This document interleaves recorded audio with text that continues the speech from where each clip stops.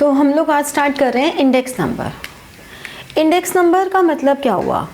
एक ऐसा number which define differences over a period of time in any variable. जैसे कि प्राइस इंडेक्स नंबर में हम कहते हैं कि प्राइस में कैसे कैसे चेंजेस आए हैं during a period. Quantity index number यानी कि क्वांटिटी में कैसे चेंजेस आए हैं। Value index number consumer price यानी कि कंज्यूमर्स के एक्सपेंडिचर में कितना आया है। इंडस्ट्रियल प्रोडक्शन इंडेक्स नंबर यानी कि इंडस्ट्रियल प्रोडक्शन में क्या क्या चेंजेस आए हैं। तो over a period of time how much differences created over a variable. ठीक है, हमारे सिलेबस में जो मेजर है वो है प्राइस इंडेक्स नंबर। तो इंडेक्स नंबर जब भी हम लेते हैं तो हमेशा ये ध्यान रखना कि जो बेस ईयर है, एक बेस ईयर को लेके चलते हैं। 100 बेस ईयर है। अब यही सबसे बड़ी प्रॉब्लम है इंडेक्स नंबर को क्रिएट करने में कि एक तो बेस ईयर हमारा नॉर्मल होना चाहिए, लाइक 2021 कोविड ईयर था। बेसिकली 2020 में कोविड आया, 2020 2021 ये 2 साल कोविड रहा, तो उनको हम कभी भी बेस ईयर नहीं ले पाएंगे। क्यों? क्योंकि वो नॉर्मल ईयर्स नहीं थे। बट कितना मुश्किल है, किसी कंट्री में कोई ईयर ऐसा हो सकता है, किसी कंट्री में कोई ईयर ऐसा हो सकता है, तो बेस ईयर को डिफाइन करना is somehow difficult. Sometimes there are some abnormal situations कि हम over a period of time एक यूनिफॉर्मिटी नहीं रहती, तो वो भी एक प्रॉब्लम है। ठीक है, इकोनॉमी की पॉलिसीज़ में डिफरेंस है, गवर्नमेंट पर्सपेक्टिव्स में डिफरेंस है, तो ये सारी प्रॉब्लम्स हैं। जबकि हम ये कहते हैं कि हमारी इंडेक्स नंबर को कंस्ट्रक्ट करने में प्रॉब्लम आती हैं, बट ये थ्योरेटिकल एस्पेक्ट है। अब हम जब बात करते हैं तो हम ये कहते हैं कि चलो इंडेक्स नंबर को बनाने के ये मेथड्स हैं, एक है वेटेड, एक है अनवेटेड।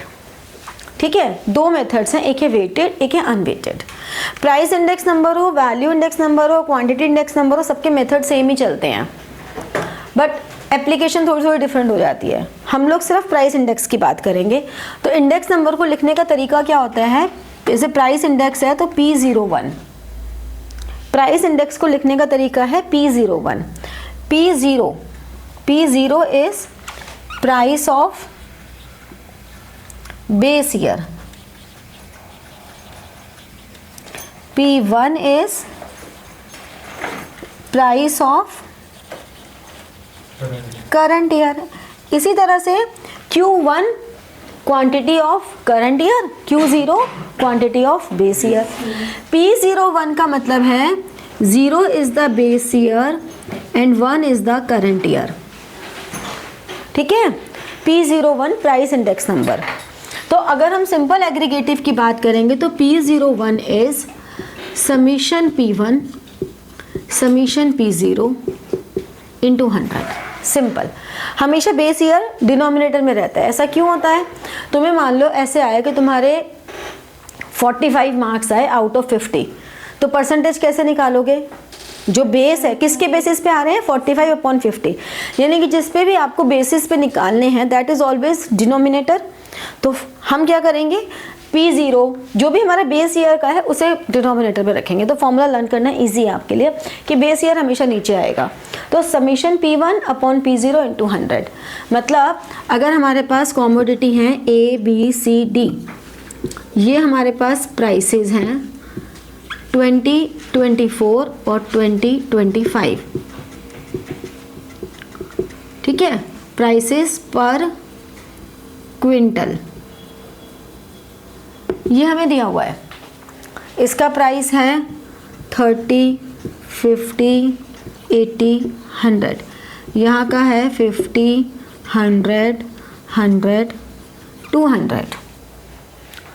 इस तरह से चल रहा है। तो हम क्या कहेंगे? समीशन P किसको लेंगे? P0 2024। हाँ, ये हमारा P0 होगा, ये हमारा P1 होगा।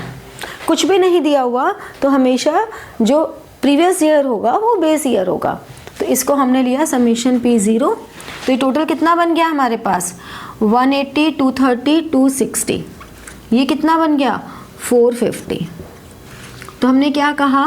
हमने कहा 260 अपॉन 450 इंटू 100। ठीक है, सॉरी उल्टा लिख दिया, हाँ 450 260 इंटू 100। ठीक है, अगर एवरेज ऑफ प्राइस रिलेटिव्स है तो हम कहेंगे P01 is P1 upon P0 into 100, इसका सम अपॉन n। मतलब हमने यहाँ पे निकाला P1 upon P0 into 100, 50 upon 30 into 100 निकाला, उसका टोटल किया। समझे? समझ में आया कैसे कर रहे हैं हम? ट्राई करो एक बार, मैं करके दिखाती हूँ, फिर तुम लोग एक बार ट्राई करो, नोट डाउन भी करो, ट्राई भी करो, फिर मुझे वैल्यूज़ बताओ, फिर हम इसको करते हैं। बताओ पहले P01 कितना आ रहा है, समीशन P1 कितना, 450 अपॉन 260 इंटू 100, 173.7। 173.7। मेरा 171.61 आ रहा है। क्यों? तो मैंने कुछ कैलकुलेटर यूज कर लिया। हाँ, कैलकुलेटर तो मैं ही यूज़ कर सकती हूँ सर।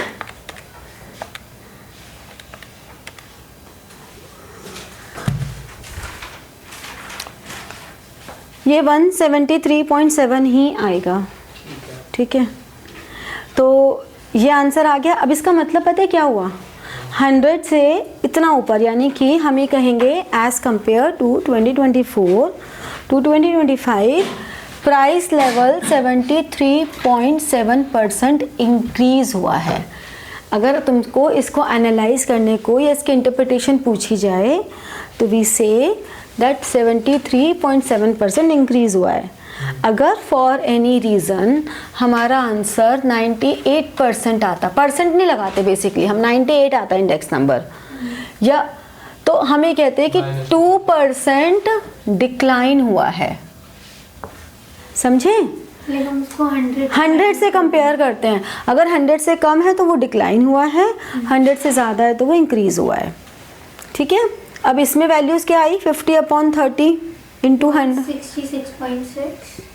167 ले लो तुम लोगों को, क्योंकि हाँ इसमें 200 200 फिर 125 125 और 200। और 200। ठीक है, अब इनका टोटल किया, कितना आ गया, 692। अब हमने फॉर्मूले में लगाया 692 अपॉन 4, कितना आया, 173। देखो दोनों मेथड से सेम डेटा लिया, तुम्हारे आंसर में थोड़ा सा ही चेंज आता है। मतलब ये आंसर आपका, हम जब इन दोनों मेथड से भी करेंगे आगे, तो आंसर में जो चेंज आएगा that is a very slight difference. ठीक है, ज़्यादा एक्यूरेट कौन सा है? एक्यूरेसी तो देखो सभी होते हैं, हर एक के अपने मेरिट्स डीमेरिट्स होते हैं। तो हम ये कभी नहीं कहते as per the situation, as per the nature of commodity, as per the situation in the economy हम ये डिसाइड करते हैं होने को। तो ये अनवेटेड वाले बिल्कुल भी अच्छे नहीं माने जाते। क्यों नहीं माने जाते? क्योंकि अनवेटेड में हम वेट्स को कंसिडर नहीं कर रहे। प्राइस लेवल में सिर्फ प्राइस का रोल थोड़ा ना होता है।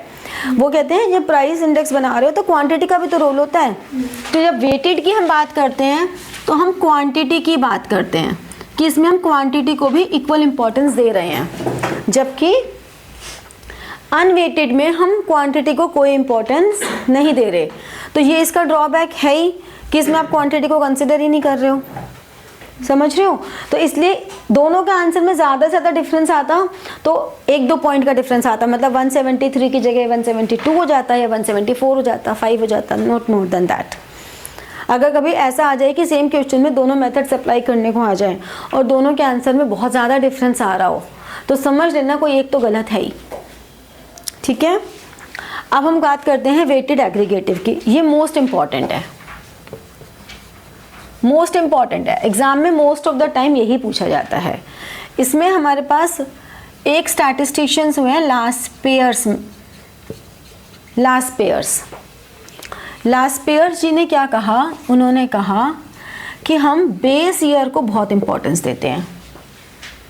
बेस ईयर को इंपॉर्टेंस देते हैं मतलब उनके हिसाब से P01 is summation P1 Q0 summation P0 Q0 into 100। ठीक है। इसी तरह से दूसरे एक आए पाश्चे एक स्टैटिस्टिशियन आए, वो करंट ईयर को बड़ा फोकस देते हैं। तो करंट ईयर को जब देंगे तो हम क्या कहते हैं, summation P0 Q0 sorry summation P1 Q1 और समीशन P0 Q1। दोनों के फॉर्मूले में डिफरेंस समझ रहे हो क्या है?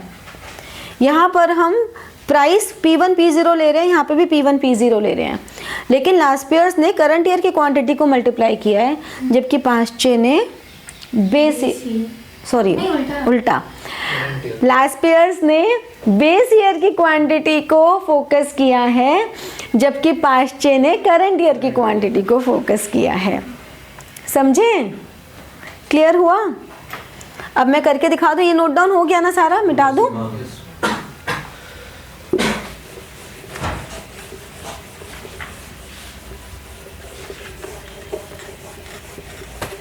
आसान है चैप्टर या नहीं? बोल मत देना टफ है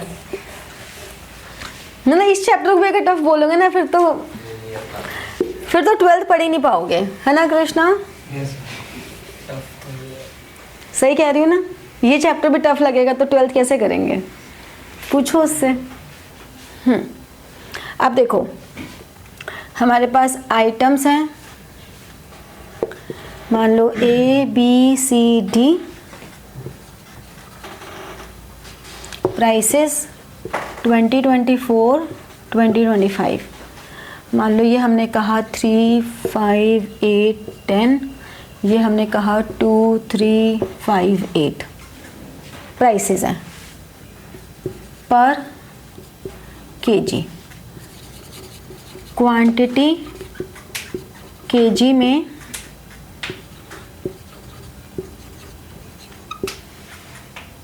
तो क्वांटिटी कितनी आ रही है? मान लो इसकी 10, इसके लेते हैं 50 45 40 30, फिर हमने यहाँ ली 100 80 50 40। ठीक है। ये हमारे पास क्या है? P0 P1, this is Q0 Q1। अब हमें लास्ट पेयर के लिए क्या चाहिए? P1 Q0 P0 Q0। पाश्चे के लिए क्या चाहिए? P1 Q1 P0 Q1। ये चाहिए ना कॉलम्स। चलो P1 Q0 कितना हो? P1 Q0 100। चुप ही रहो। 135 240, फिर P0 जो पहले कैलकुलेशन की थी 150, कितना हो गया? 45 इंटू 5 1225, 320 और 300। फिर P1 Q1 यानी कि दिस और दिस 200 240 250 320 और P0 Q1 300 400 400 और 400। वाह, चलो टोटलिंग करो फटाफट से, छेती। 5 7 6 5 9 9 0 1 0। हाँ, ये तो फटाफट से निकल गया। इतने देर से नहीं बोले थे कुछ भी।